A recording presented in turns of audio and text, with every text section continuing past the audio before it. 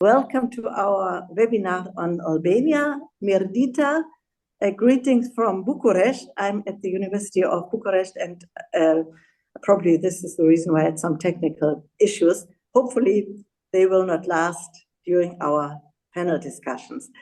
So I'm very glad to and thankful to the Südosteuropa-Gesellschaft, the Southeast European Association, for putting this topic on the agenda, because normally Albania is not very often a country people look at, and therefore it's even more important because we are facing the parliamentary elections on Sunday in Albania, and therefore I hope with our dear panelists and with your active participation, dear audience, we will get some more insights in why does it matter.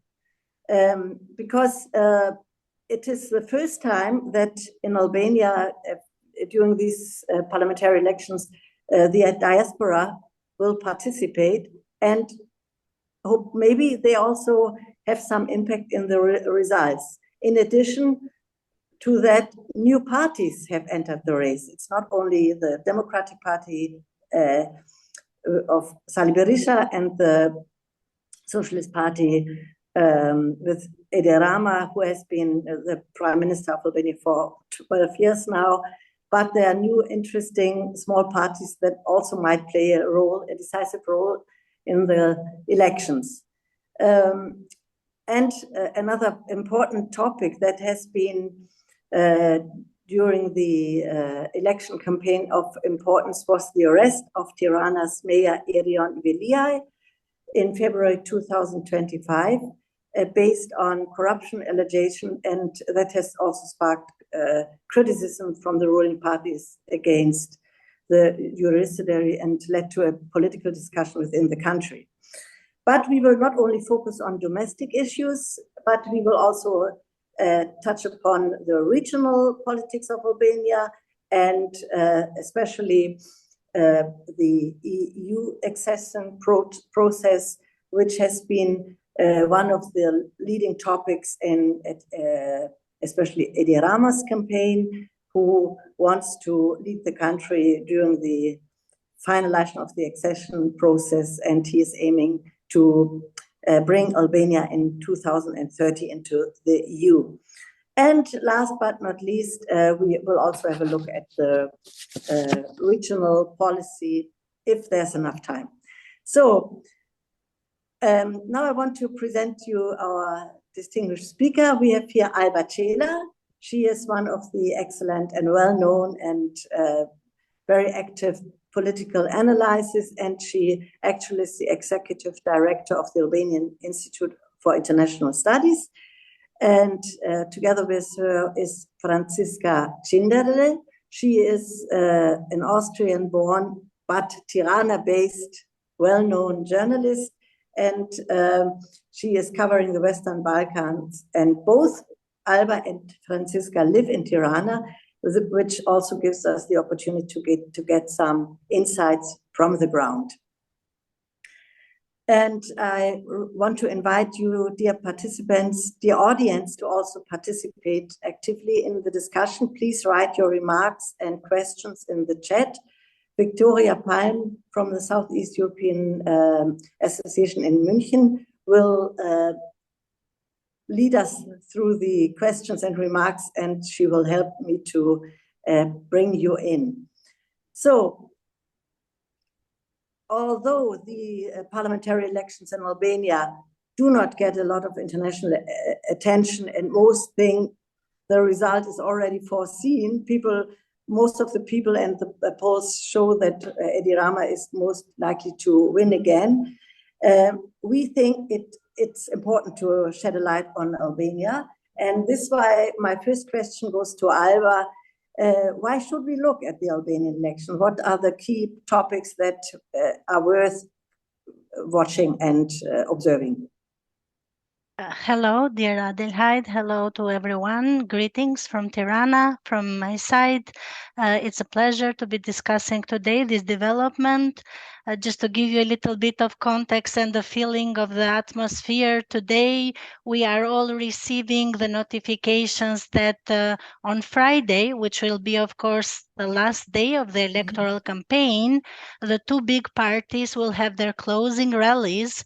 But because Giro d'Italia will be hosted by Albania this time, they cannot make use of the two big squares, which was always the traditional closing of the electoral campaign. The two parties would occupy, each of them, the two big squares of Tirana and close off their campaign, let's say, in a more celebratory mode, trying to motivate their voters. And this is just a nugget, an anecdote to say that this time there are different things, and not just because of this event being hosted in Albania, but because of also what you mentioned, some new things that will be observed for the very first time.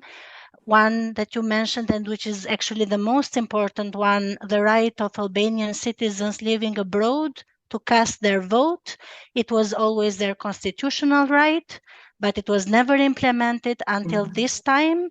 And about 250,000 of Albanians have been registered to cast their ballots via mail. And we foresee that about 200,000 of them will be likely to have sent in the envelopes until the voting days, maybe a bit more. And everybody will be looking with a lot of curiosity whether there is a difference in the patterns of Albanians voting abroad or inside. Other new things that deserve attention is a partial opening of the candidate lists. Up to now, the party leaders were very powerful in determining almost everyone who would make it as a member of parliament for each respective party candidate list. Now there is an experiment to open up part of this list. Still, the party leaders retain most of their power, but there will be preferential voting for candidates, which this time has produced quite some conflict within the parties rather than between the parties. And the final one is the emergence of some new political parties. This is not very new because in other previous elections there have been political forces running, but this time we see some indication in the polls, and this will be observed only on election day and the day after, how these polls are accurate or not, that maybe these parties might enter the parliament. And these parties are new not only because of the people that lead them, but especially because of what the issues that they bring or the programs that they present to the voter. On the other side, to put this in a bit more wider context, Albania is, of course, now has opened the accession negotiation, trying to fulfill this long time aspiration to become an EU member state. And it is the electoral slogan of the majority, their main line in their electoral materials, that they promise to their voters that if they elect them, then Albania will become an EU member by 2030. But of course, we know, and I think even many citizens know, that this does not only depend on Albania alone. Thank you, Alba, for this overview about the different political issues. Maybe Franziska, while you are working and living in Albania, you can add some atmospheric remarks from your side as a journalist. You have been covering the phases now of the election campaigns, and how is it tense, or is it relatively quiet compared to what has been expected? How do you see the general atmosphere in the country now, a couple of days before the election? Many slogans. So if we're talking about slogans and party programs, remind me of the last elections in 2021. Rama, for example, in a speech in front of young PS socialist voters or members, said that with me, with Idi Rama, you're not going backward, you're going into the future, you're taking a step ahead, you're opening the door to the EU. and that resembles very much, if I remember, the slogan that he had in 2021, which was only forwards, not backwards. But something that Alba mentioned, you can clearly feel and see everywhere. Doesn't matter if you step on the street or if you open Instagram, which I think is a very important space besides Facebook to reach voters. I just got a coffee before this talk started, and I just walked like 200 meters or something from my office to the coffee place, and there were so many different flyers of new parties lying on the ground and being stick to the cars. So it is true that there are new parties emerging. I joined some of their candidates in rallies. I think the most interesting ones are Shqipëria Bëhet, which you would translate it as Albania becomes, or Mundësia, which is you would translate as opportunity, or there's a left-wing party also connected to Die Linke in Germany, Levizia Bashk. And I think what they all have in common is that they absolutely rule out a coalition with PS and with Rama. And at least what they promise, we'll have to see if that becomes true, is that they want to be a strong opposition in the parliament. So I think on Sunday we won't see any surprises. I'm pretty much would bet on a win of Rama. But on the long term, these parties, if they do a convincing job, they could kind of build the ground for a change of power. But I think now it's too early to say that. Yeah. And listening to what you have been saying, Franziska, it sounds to me as if the participation will be relatively low, because this is happening in many countries. If people don't expect a lot of political change, then they tend to not participate. Is there any figure about or any sondage if people will participate or not? We already heard the figures from Alba about the diaspora, which was also not surprisingly high. Anything? Do you have any figures concerning this, or just an observation? I mean, observations, yes. Figures, no. Also, the polls itself, you have to be pretty much careful with them, I would say. There's, for example, a candidate that is Tom Doshi he's originally from Shkodra. Shkodra is his stronghold. He's said to be aligning with Rama in case he will not get a majority. And for example, he didn't show up in the polls, some polls that I saw for a while, because maybe people who are asked, whom are you waiting for, they don't mention him, but he clearly has a base and he clearly has supporters. So I think with polls, we have to be a bit careful. But I mean, out of experience, I did join candidates when they walked with their flyer from store to store, from house to house. And yeah, I mean, there is not always enthusiasm, and you do hear a lot of these sentences that very much hurt, sentences like, they're all the same, they're all tied to corruption, we're so fed up, my kids went abroad, I have no hope. So young candidates from new parties very much struggle with this kind of atmosphere. But I cannot provide with empirical data how many people on Sunday will actually stay home and not vote. I don't think, if I can jump in, Yeah. I don't think the percentage of participation will be particularly low.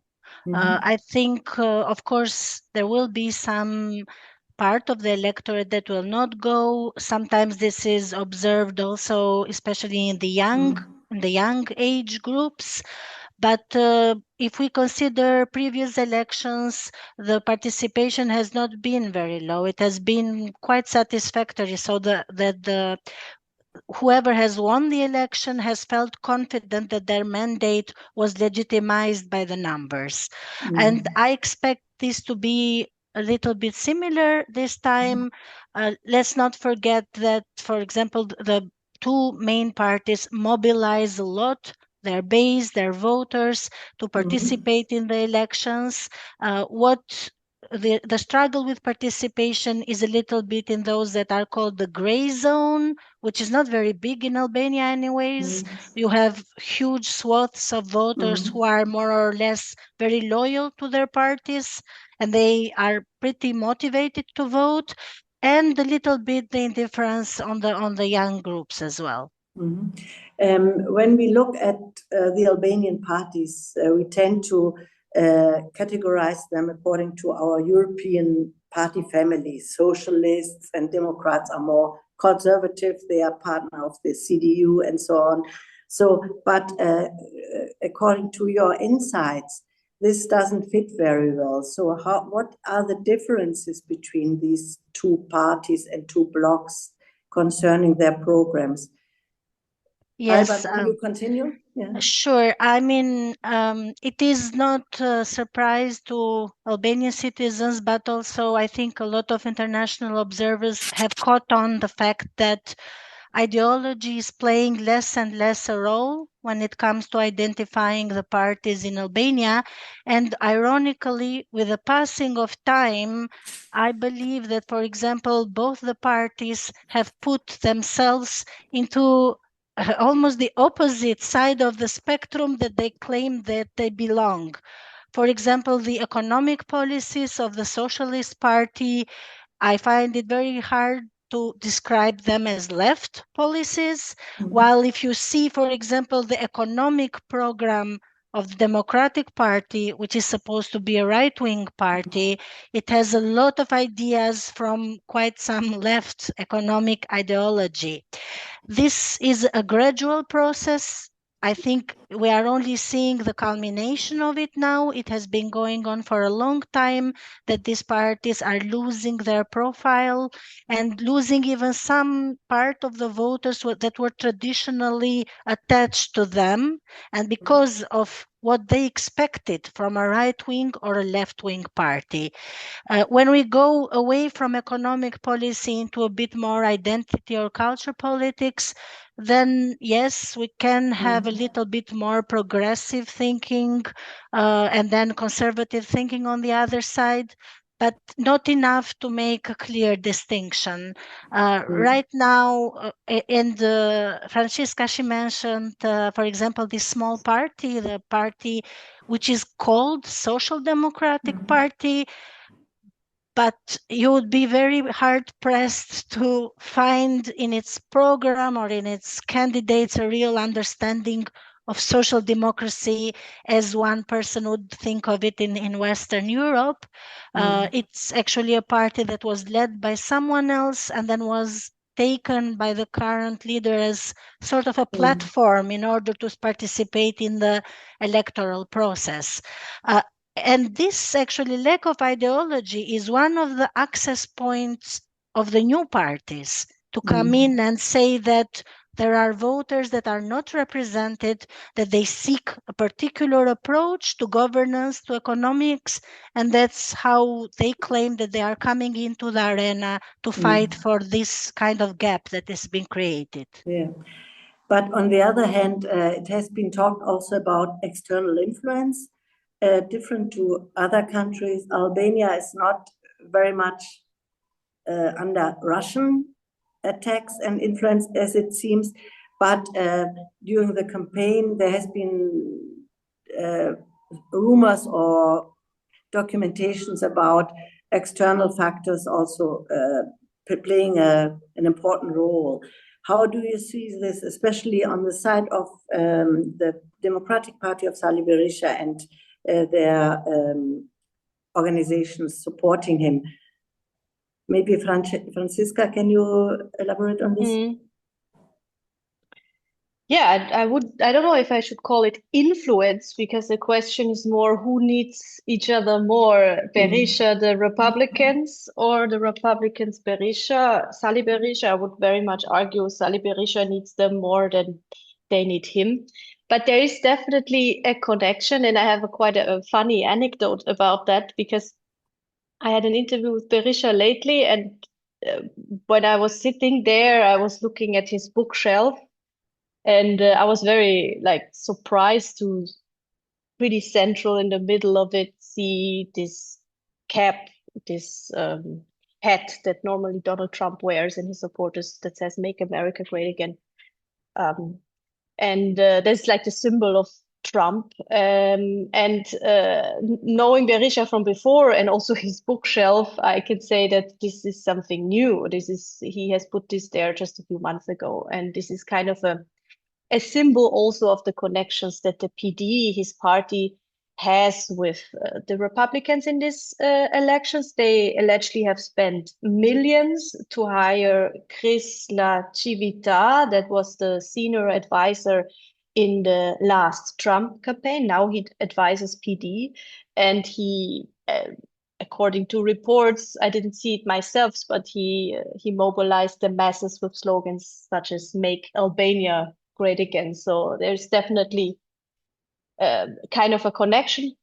But we also should ask ourselves why Berisha is doing this. I think he has several interests. First, we should remember that since 2021, he is sanctioned by the US. And I think this is quite a big thing in Albania, such as in Kosovo as well, as the US is really an important historic and strategic partner, especially for Berisha, that had the support of the Americans after the fall of the communist regime in the 90s. And so I think being close to Trump or his bloc or his supporters, he kind of wishes or hopes that the sanctions will fall. And the second thing, and my last point, I think Berisha also does this because he kind of wants to replicate the Trump playbook, because such as Trump, in his last elections, Berisha faces criminal charges for corruption in his case. And he hopes, instead of going to prison, he hopes to come into power. And that's exactly also what Donald Trump did. So I think these are two reasons. To sum it up, I don't see this influence as a really state agenda by the US, the whole US administration, but more as a kind of cry for help from Berisha himself, who hopes that he can benefit from these advisors. And also I think he also hopes that he can benefit from this momentum that Trump and many of his allies have currently in the world. So hopefully he's not imitating Trump also on contesting the outcome of the election after the 11th of May. Is a fear that I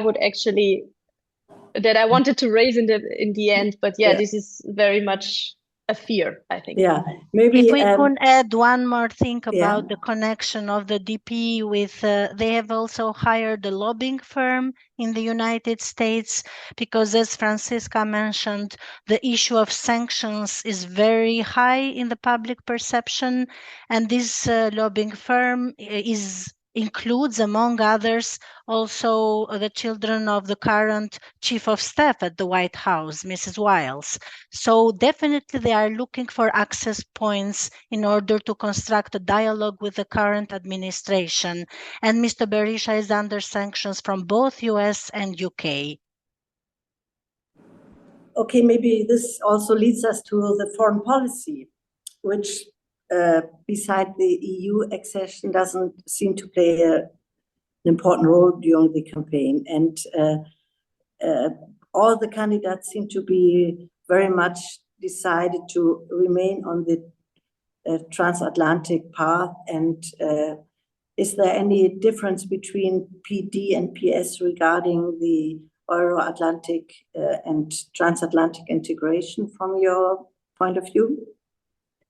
No, there is not on this point, because the popular support of overwhelming part of Albanian public, more than 90%, is very much clear in favor of US, of NATO, and of EU.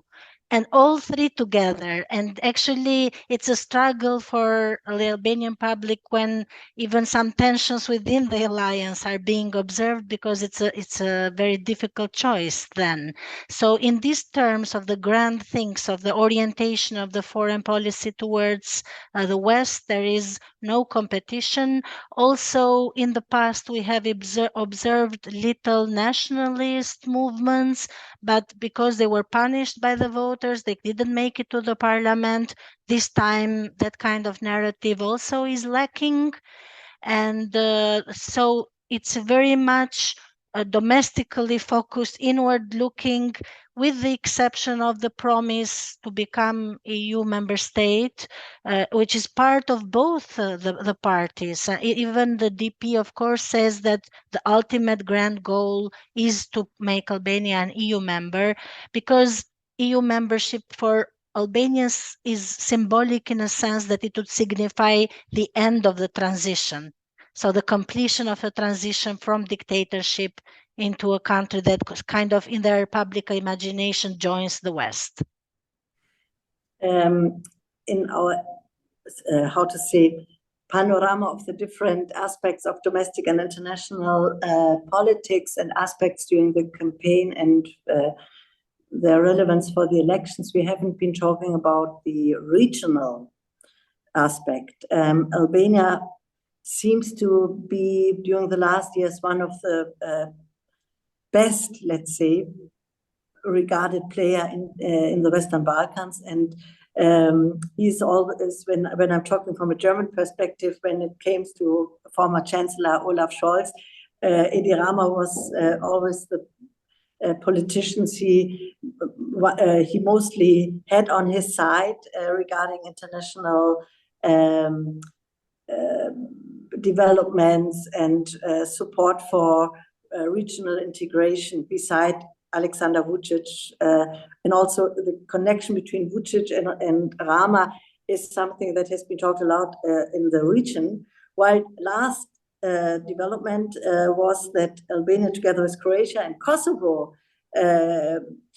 signed a military cooperation. So is there any change in the positioning of Albania towards Serbia, or how do you see it from Albanian point of view? Is it an aspect that has been discussed during the campaign, Albania's role in the Western Balkans? Maybe you can give us some in-depth information from the ground. Francisca, you want me to take over, or would you like to? We can both say something about one that. after the other, yeah. So this is less of an issue in this campaign. I think in the past, the campaigns have addressed more whether the relationship between Rama and Vučić, which has changed, actually. It has changed, I think, because of what's happening with Serbia's position towards Ukraine, Serbia not joining the sanctions, where Albania's position is very different. In the beginning, Rama even called for some sort of understanding towards Serbia, that this was a difficult choice for them to make. But in this election, this is not figured as a big discussion topic. Of course, the DP from time to time brings to the discussion the fact, for example, that they decry the Open Balkans Agreement, which at a certain point was seen as a parallel rival initiative even to the Berlin process. But it has been quite some time now that Rama himself has declared the Open Balkans as a finished business. So also in other campaigns, when we consider the regional dynamics, there has been friction between Rama and Kurti, for example. In past elections, Kurti has even supported political movements that ran against the SP. This time, all this is not in the forefront. It seems that all these things are very, very secondary issues, and they have not really left a mark in the election campaign discussion. It's a much more internal debate.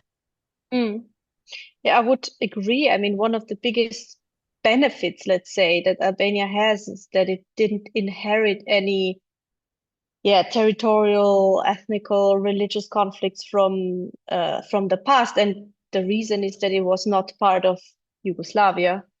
So Albanians from Albania have to deal with the fact, and that's quite hard, that the perpetrators came from within during the Hoxha regime, whereas in Kosovo, to say it very, maybe a bit too easy, but in Kosovo there is, let's say, a common enemy that is not from within, which is Serbia. But to be honest, I'm always looking very closely to, does Kosovo specifically play any role here? And I have to say, the only role it plays is before the political speeches start at the rallies. You almost with all parties, I saw it with PD. I have to see with PS, I'm not sure, but you have like folk songs that kind of are sang in both countries, Kosovo and Albania, or that talk about, the connections between Kosovo and Albania. Some of them are quite patriotic. However, in politics and in political programs, there is a complete lack of this thought of a unification. And so mobilizing with Kosovo, I haven't come across at all in those elections. If I would pick a regional example, of course there are more, but this I think is the most interesting to look at. Yeah, before we now open the floor to other questions and other remarks, I would also give you the chance to give us some insights about the media coverage and the role of the media in Albania. As I said, I'm talking to you from Bucharest, and in Romania, it was a surprise that TikTok played such an important role during the first attempt, let's take it like this, to elect a president. And TikTok has also played a role in Albania in the campaign of Sali Berisha, and now is, on the other hand, as we know, the media landscape in Albania is very diverse and very, outspoken and very polarized. But is there any new development regarding the impact of social media in the campaign? Did you see any change during the last years regarding Insta, TikTok, for the campaigning of the political parties? Maybe Francesca, what's your view on this? Yeah, maybe very shortly on the TikTok ban, because that was kind of a topic that a lot of, let's say, international media has covered in the last weeks. It's a quite bizarre political move. I have many theories about it. I cannot still say why Rama decided to ban this platform. There are different theories. The government itself says this is just a measure to protect children after a deadly incident at the school in November, where a 14-year-old boy lost his life. However, and that's the bizarre thing about the ban, according to my knowledge, and also according to the parents of this kid that I also met personally, this incident had nothing to do with TikTok, and their son that tragically died never was on TikTok. According to his mother, this fight was kind of happening in the real world, not online, and has nothing to do with algorithms. So for me, this TikTok ban is a bit bizarre. What Berisha and the opposition now they play now the card that this is censorship, but I think this is also not 100% the truth. Berisha is grasping everything that he can talk about, everything he can rally with. So I think this is also not the main reason. So my theory is that with this Rama, such as always, with controversial topics such as also the refugee camps in the north of Albania or the Bektashi Vatican state, he just wants to get international attention, and he knows that TikTok is a controversial social media app that also Western democracies the US, but also EU member states see very critically. So I think he might have done this to be a topic of a place, a kind of a laboratory where a ban is tried first. Sorry, but that was not your question. I wanted to know more. What role has social media played during the campaign, and does it make a difference in the campaigning? I don't think so, to cut it short. But I think that TikTok was banned did play a role in the campaign. That's why I talked so long about it. People use VPNs, so they can still use TikTok. As far as I know, political parties are still posting on TikTok. The last time I checked, Rama doesn't, so he doesn't post there anymore. That would also be extremely weird. He respects his own rules. Yeah, exactly. So there are still videos on TikTok. I feel like the new parties are also very successful on Instagram. I followed, for example, the campaign of the businessman Agron Shehai with his party Munsia. He posts dozens of videos. So, but I don't see anything that is more extraordinary than in other countries. I just feel like that every party is active on Instagram and other social media platforms, and they are not really hurt by the TikTok ban, even though we have to see after the elections and if this had an impact, maybe. One just last sentence. I strongly believe, but this is a very personal opinion, that the real electoral battle in Albania is done on the ground and not on traditional media, not on social media. There is of course a desire by parties to grab as much media space, to influence the narrative, but when push comes to shove, when it really comes to the election day, the motivation of the voters, the saving of those constituencies which are loyal, it's very much groundwork, and both the big parties know that very well. This is a small country, very small, still with a mentality of like family or kinship or links. So what you do on mobilizing the ground in the meetings, in the canvassing, often plays a really concrete, tangible role than what you can do on social media, where some of the support may be just artificial and it doesn't translate then on election day. I would now like to open, because time is reduced, and so as I can see, I have 5 remarks. Bledar Milaci is more active. He has 3 questions. So I would like to start with the last question of an anonymous participant about the refugee camps. Maybe you can identify yourself. Who did the question? Did the refugee camps in Albania play a role in the election campaign? Do you know anything about it, Alba or Franziska? The short answer is no. Okay. It is. I know that the foreign media has a big interest on it, but it is not discussed in the election campaign as something hurting or helping anyone. Okay. Then we have a question of Dorian Kaci. Maybe Dorian, you can put the question, put on your camera, and is it possible, Victoria, or not? No. It's just that we're having only written questions, but I already read them for you, and I grouped them into categories. Okay. So the one on the migration question that you already answered. Then a lot of questions were on the diaspora vote. On the one hand, on the question, how could the diaspora vote actually influence the election outcome, with Edi Rama being or having lesser support in the diaspora than within the country potentially. Then a question on the high degree of diaspora involvement.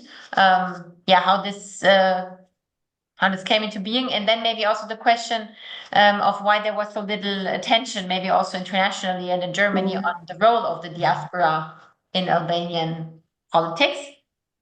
Okay, let's start with, because in the meantime we got 3 more questions.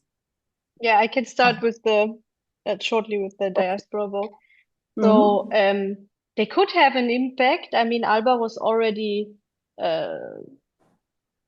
giving the perspective that around 200,000 mail ballots might arrive. We have to see until Sunday. I mean, that's roughly 10% of the voters. As far as I know, most of them are in Italy and Greece. And many of them, according to the Central Election Commission, are registered or have the right to vote in Tirana, which is a highly tense, let's say, battlefield in this election. We didn't talk about the electoral code yet, actually, but maybe Alba can still do that because it's quite important to know how this works and how you actually become an MP, but I will now not get into that. So the diaspora could potentially play a big role. I just doubted that we will see a scenario like in Kosovo, where in 2021, the diaspora, especially in Switzerland, but also Germany, they played a really big role in helping Albin Kurti, so a completely new party, into office. I also saw Rama mobilizing a lot in those most important battlefields for the diaspora, so Italy and especially Greece. Already in March, he went to Athens, and in his speeches, I noted that down because I found it quite interesting. Wait. Yeah, exactly. In the speech, he also made a highly emotional promise that I think works very well in diaspora. I mean, everyone knowing people living in the diaspora and what they had to go through after the 90s, especially going to Greece. I mean, there are countless of stories of discrimination, people having to change their name and so on. And what Rama is promising them is highly emotional. He says that you will, with an EU passport, and very soon, you will be respected as equal citizens among Europeans. So it will not matter anymore if you have a Greek passport or an Albanian one. Finally, you will not be a second-class citizen. And it doesn't matter if this works. It doesn't matter if Albania joins in 2030. Probably it won't. But I think it's just it's a promise that touches many people up, and it doesn't really matter which ideologies they have or if they're traditional with the PS or not. So I don't know if you agree, Alba, but I think the PS does still have the power to mobilize a lot of diaspora voters in Italy and Greece, especially, and I wouldn't be surprised if they would also win there. Yes, I mean to assume that the majority of diaspora belongs to one or the other side is a big assumption, because as Francisca said, both have been mobilizing quite a lot, and there are different waves of Albanian migration. When we talk about the early waves, they can be more aligning with the assumption that they are more sympathetic to the opposition. But let's not forget that there have been many recent waves, even more large in numbers. So we will only know when we see the votes. But I would just pick on something that Francisca mentioned about the way the elections are done and counted in Albania. For everyone that is curious, I would really urge them to check the system, because the system determines so many things, and it has been agreed and sort of tailored by the two big parties to largely serve their interest, to protect their own big majorities. So this regional proportional system with the D'Hondt mathematical formula is designed in such a way that you really need to be focused on the regions. If you are a new party, if you get a little bit of votes from all the 12 regions, you might not make it at all in the parliament, because they don't go into one basket. The baskets are the regions. So this is a big difference with Germany that Francisca has mentioned to me, that those go into a basket and the new party has real chances then to enter the parliament. This is not the case here. Here, if you don't go through the threshold of the region, then in a certain sense, the vote gets diluted and you don't make it. So you need some kind of, I call it with a joke, Machiavellian political mentality to learn the system, to learn the ropes in order to gain de facto access to decision making. Because then if you become a parliamentary party, then you have more budget, more media appearance, and then you become institutional. But you need to pay attention very much, and you have critics when it comes to this that say this is not democratic, this is not representative, because even in the past cycles, you've had parties gather in national terms, but they could not make it because of these regional baskets. This also, in a sense, will dilute the diaspora impact, because the diaspora will not be counted as a separate constituency. It will be distributed into the baskets of the 12 regions as well. This does not mean that it's not important. It's absolutely important. And I think there has been quite, I know Bledar and I know his great work that he has done actually to advocate for the vote of the diaspora. And I commend actually everybody in the diaspora for doing this, for pushing for this, because it does make democracy more vibrant. But just me, myself, I've had tens and tens of interviews just about the diaspora vote. So I can guarantee him that there is a lot of attention being paid. Maybe Bleda, if you want to add on this, because you have been mentioned as also somebody who knows what we are talking about, is or not? And I mean, this Okay. what maybe just one sentence. This system that Alba just explained very well is not only complicated, and a lot of foreign journalists will come to your office to ask you more precisely about it, but it's also to the disadvantage of young parties. So, for example, Divizia Baș, who's ideologically left-wing party, traditionally strong in Tirana. They're aligned, I would say, with Die Linke in Germany. It's not like they can collect votes from all over the country, such as Die Linke in Deutschland, in Germany does, and then they have to get more than 5%, and that's it. But they have to reach a specific threshold. So it might be that they are voted from a specific number of people in one corner of the country, but this doesn't get counted because it doesn't reach this level. So I would say I would go as far as saying this is a quite unfair electoral system that gives new small parties that are not in municipalities yet a very hard time. Okay, on the other hand, probably Edi Rama might need a coalition partner, or even the opposition might also need different parties to reach some, maybe it sounds very theoretically, but maybe also majority. So how do you see this dimension of the smaller parties? Who could be a king's maker at the end of the day for either this or that side? I mean, the answer is very... Sorry. No, it's it is likely that the SP may get the minimum votes even to go on it alone. After all, they just need 71. That would be a very fragile, but still, considering that Mr. Rama is a long time now party leader, he has quite some control on his MPs. So even a small majority would be an enough majority. We have had kingmakers in the past, most notably the party which was led by our former president, which now is in prison waiting for his trial. He is also running to become an MP under the opposition list.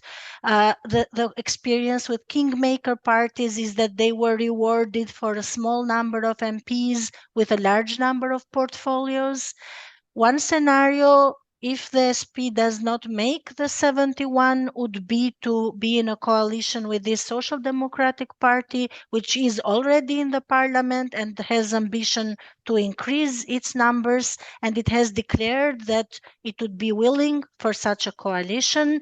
But my opinion is that the Socialist Party would like to avoid this, would like to avoid the need, even if it sees this party as sympathetic or loyal, and that would be probably an easy partner. This can never be taken for granted. And as I said, past experience has shown that the reward that small coalition partner asks costs the big party quite a lot in terms of ministerial portfolios.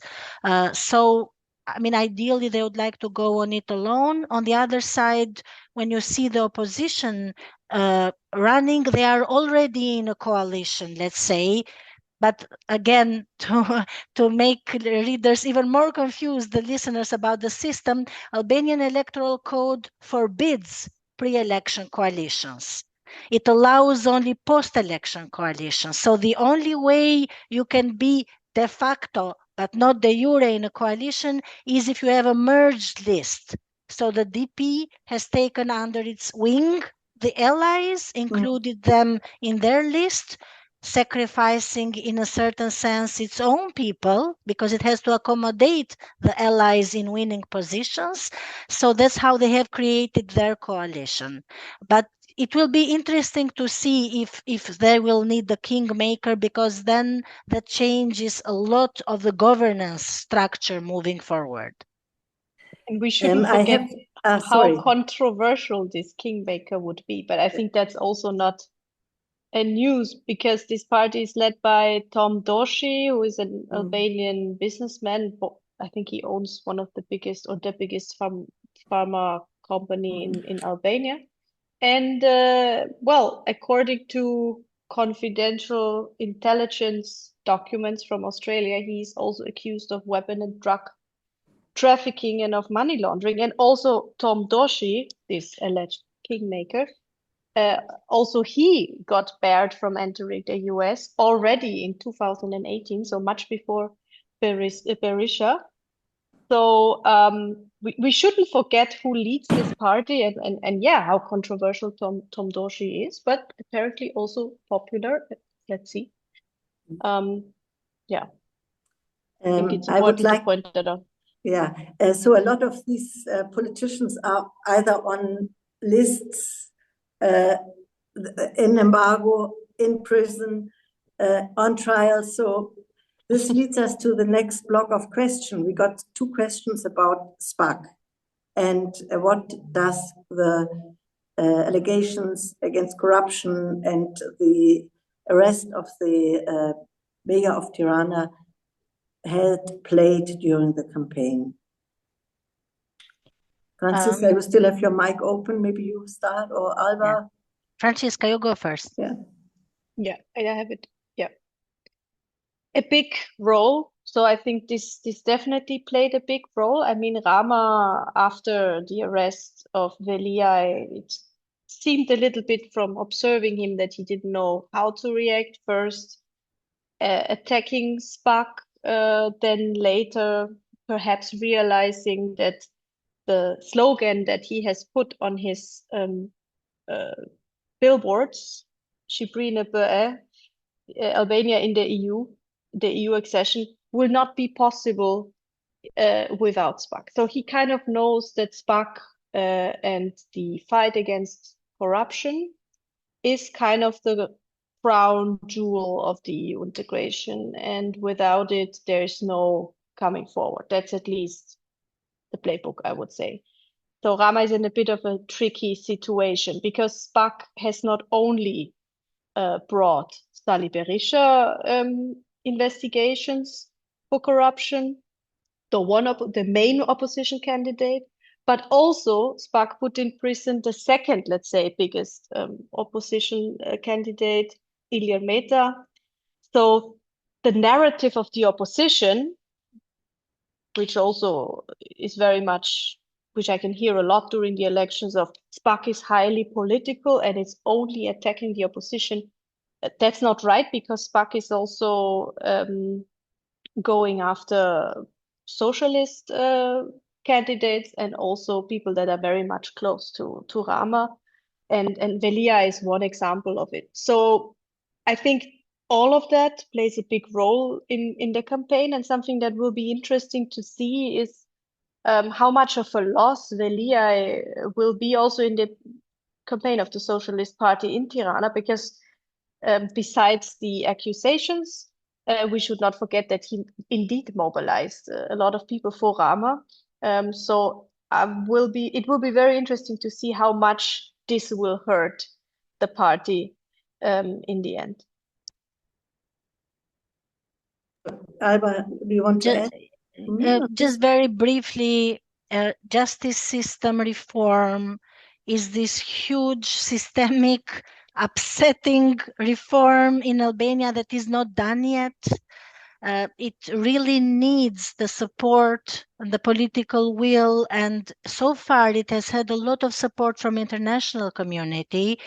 But what it really needs is actually political will to keep it going. It is by far not done yet.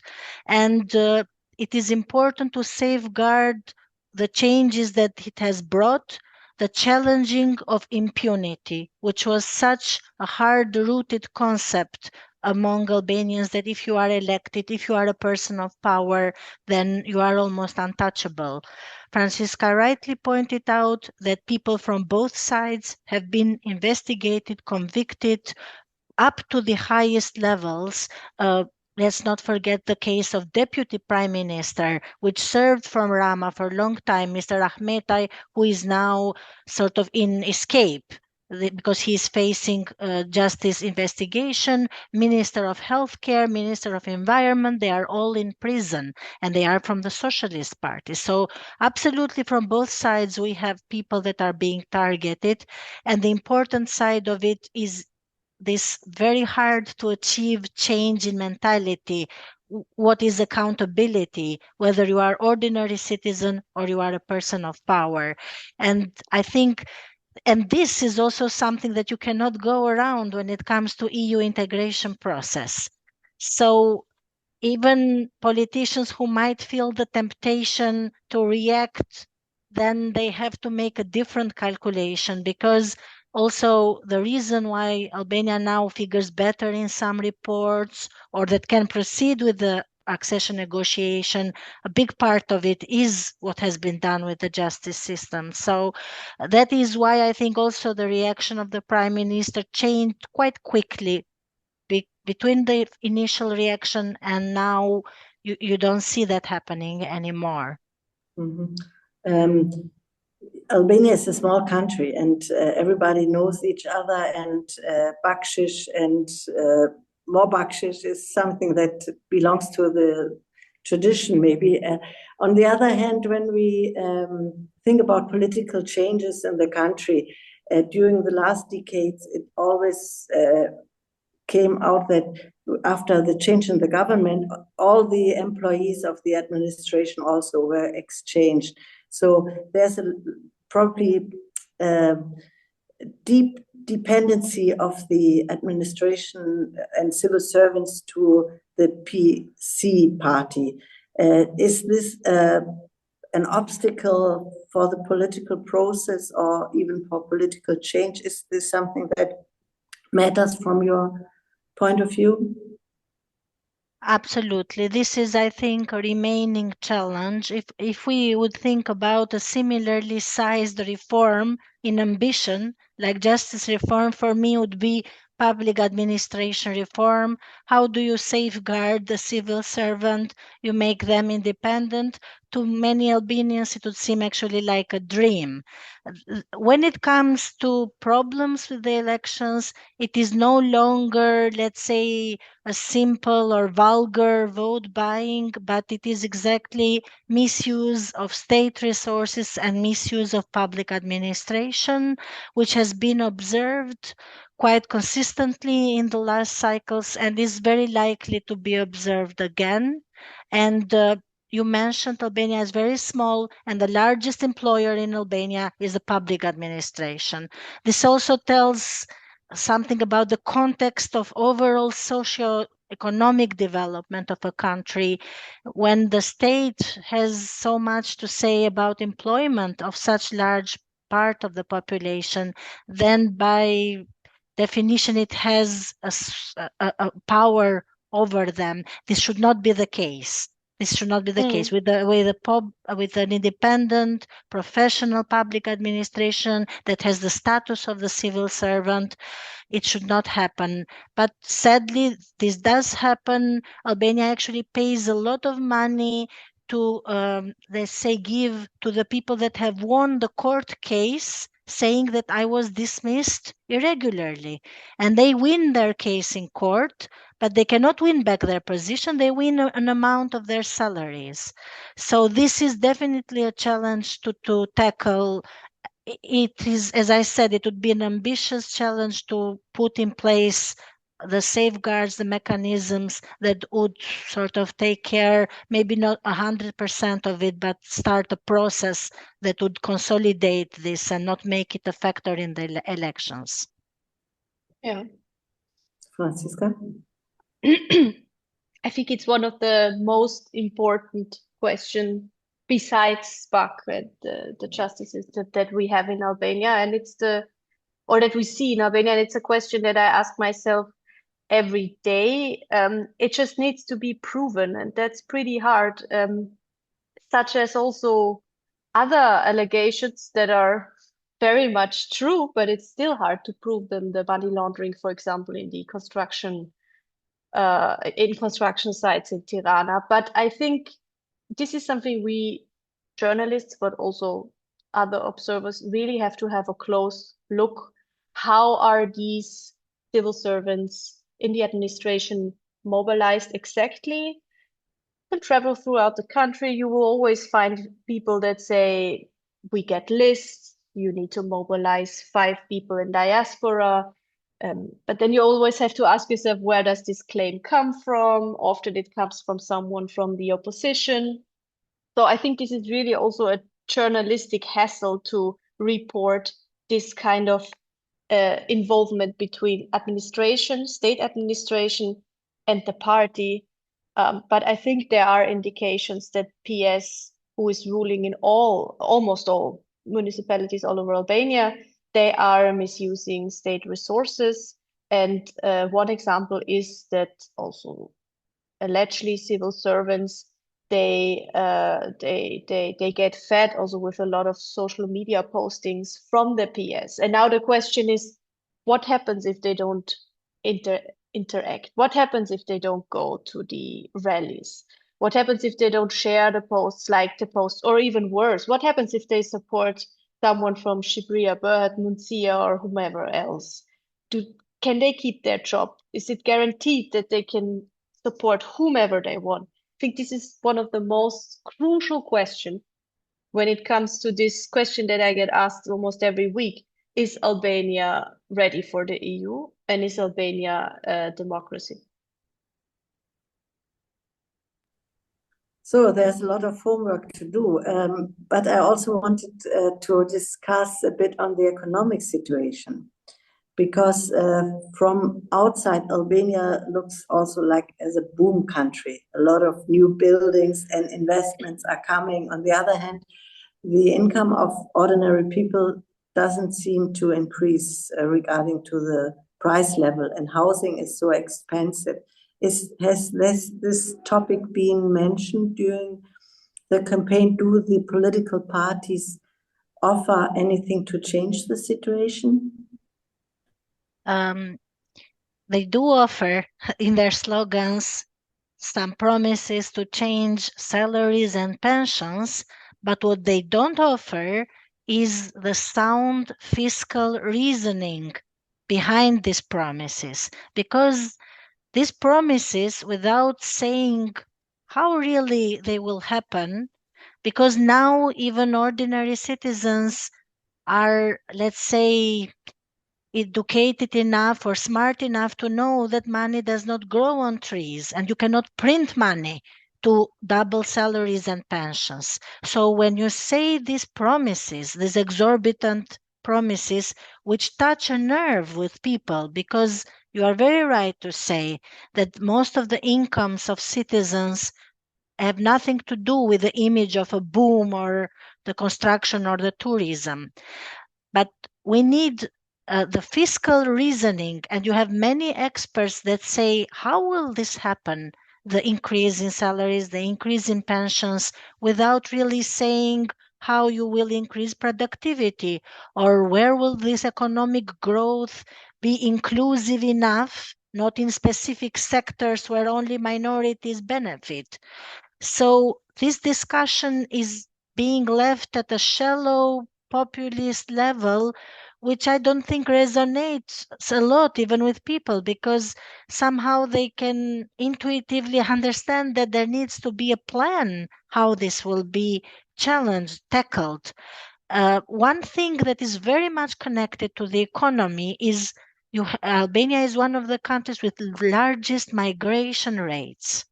In the last decades, we have lost so many people, about 20% of our population. In all the polls, young Albanians express desire to leave the country. So something is definitely wrong with the socioeconomic development that so many people wish to live. But the parties are addressing this in a shallow way without explaining how will economic growth be generated and be inclusive so that it benefits the majority. But I guess this is too ideological for them to be engaged with, given their process of gradual abandonment of ideology. It's hard. I always joke that they would be better parties if they could hire a little bit more economists in their teams. Okay, hopefully there's somebody listening from the political parties in Albania and take your consideration into account. So we also have a question which connects a bit to the one question we discussed upon before, is the legislation of informal urban development a part of the current election campaign? So the lady who was putting the question also works in urban planning at the University of Dortmund. So is this Can you repeat again? Can you repeat again? Informal urban development, illegal buildings. Yes. I mean, Buildings buildings in general, I think there's no bigger topic when you live in Tirana than housing. It got extremely expensive for people that have a local salary. I know friends that have pretty good jobs and they have to probably leave their apartments because they cannot afford them anymore. I have friends that have, again, really good jobs and have to pay half of their income to rent. And so this is a really pressing issue, and that's why it's even more concerning that especially the two big parties, they don't give very long-lasting, sustainable answers to this. And what makes people pretty angry is that there is a lot of buildings, there are a lot of construction sites in Tirana, but if you walk by and if you see the posters that are put there, the plans, the 3D plans that are put there, it's luxurious, huge towers that you can, with shopping centers often next to them, in them, whatever, huge garages, that already now you can tell that an average citizen that already struggles with the rent now will not, or most probably not, be able to afford either renting it or buying it. The big allegation is that some parts of these construction sites, not all of them, but some parts are huge washing machines, and their only purpose is to wash illicit money from, for example, the drug market. So I think this is very much a topic that I can say that the new younger parties are really pressing and talking about a lot. And I think it's also something that citizens, ordinary citizens of all kinds, are bothered, because the more construction sites you have, the worse also the air gets. I think in the last year, I can really say that air, especially due to these construction sites, got really bad. So I think people are very much bothered by this topic, and it's if you would make a survey on the street, I think everyone would have to say something about it. So we are approaching the end of our slot. Maybe a last question to both of you, because you have been mentioning how people are bothered and fed up, and how the youth is tending to leave the country, and housing is so expensive. Do you see any, and on the other hand, the political players are there for ages. Salih Berisha has been there since the beginning of democratization, and Edi Rama has also been for quite a long time on the political scene. Do you see any movement or development, anything that could come out of the younger generation? Because Albania still is one of the youngest countries in Europe, and is there anything happening, or do you see anything developing? Like, I wouldn't like to compare it to Serbia, it's a different country, but still always changes or pressure comes from youth, from students. Is there anything comparable in Albania? I will take 30 seconds to answer, actually, because Mr. Bray, he put a question about the environment, which is dear to me. And I just want to say, I wish that people were talking a little bit more about the environment during this campaign. Sadly, no, they are not talking a lot about the airport of Vlora, which is being used by the majority as an electoral prop, because they inaugurated some kind of test flight in it to show that they are doing infrastructure development.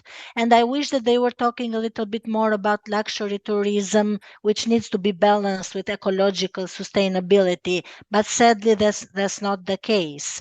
Also because we don't really have a green party in Albania, like maybe green parties can be a bit more active on these topics in other Western European countries.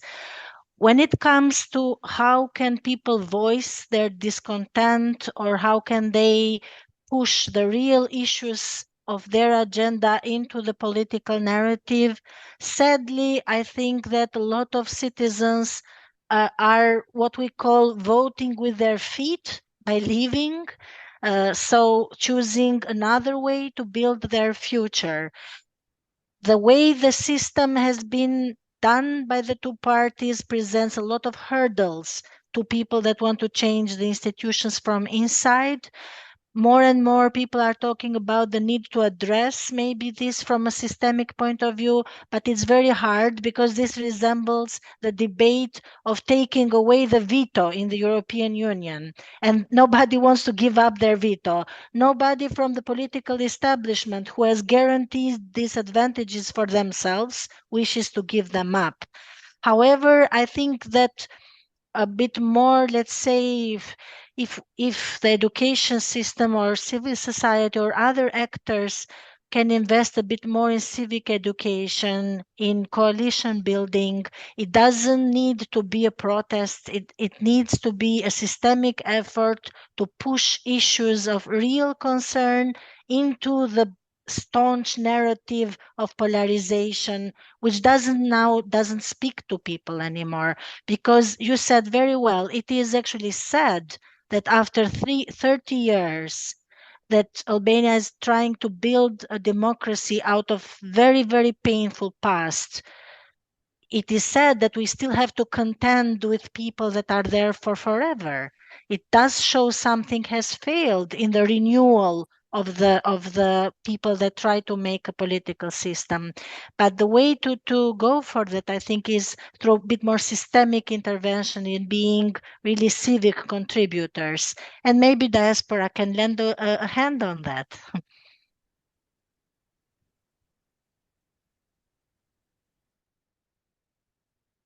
You're muted.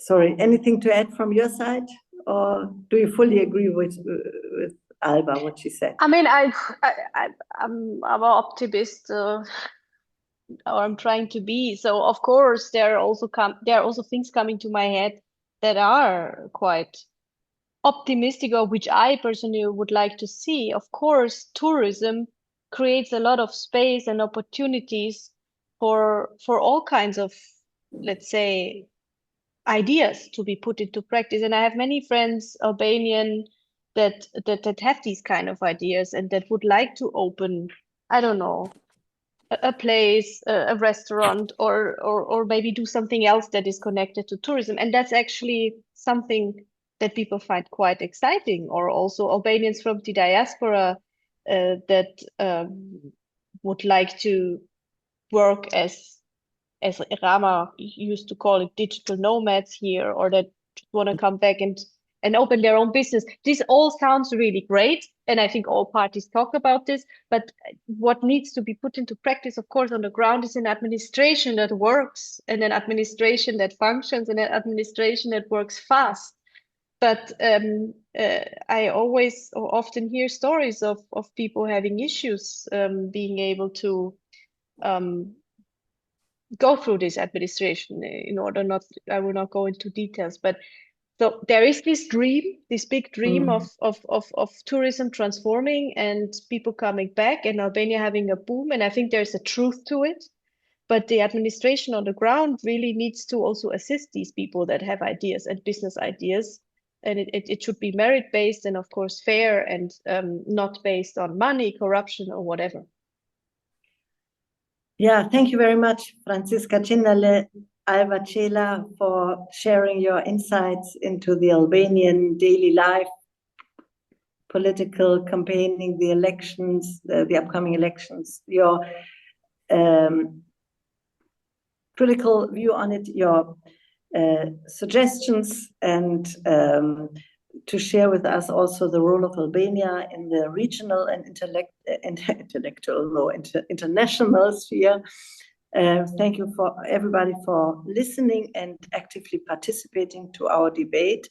And let's wait what's going to happen on the 11th of May. Surely you, Franziska, will cover it, and the Southeast European Association will also give us the opportunity to analyze the outcome of the election. And Albania still has a lot to do to fulfill the promises and dreams of the population and the politicians to join the EU in 2030, or at least in the sooner future. Thank you so much for your participation and for your attention. Bye-bye. Thank Greetings you. to Albania. Thank you. Thank you very much. Goodbye. Goodbye. Bye.